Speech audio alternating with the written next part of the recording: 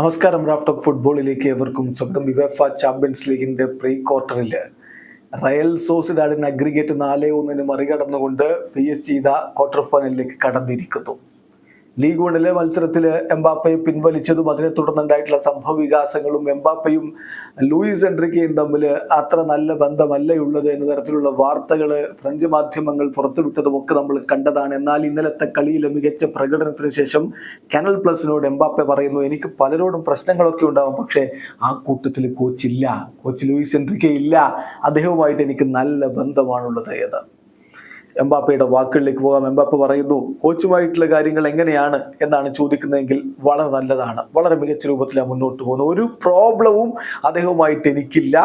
അങ്ങനെ ആളുകൾ ഒരു പക്ഷേ ചിന്തിക്കുന്നുണ്ടാവാം, എനിക്ക് പ്രോബ്ലംസ് ഉള്ളവരുണ്ടാവും, പക്ഷേ ആ കൂട്ടത്തിൽ കോച്ചില്ല എന്ന് ഉറപ്പിച്ചു പറയാൻ പറ്റുമെന്നാണ് കാനൽ പ്ലസിനോട് ഇപ്പോൾ കിലിയൻ എംബാപ്പെ പറഞ്ഞിരിക്കുന്നത്.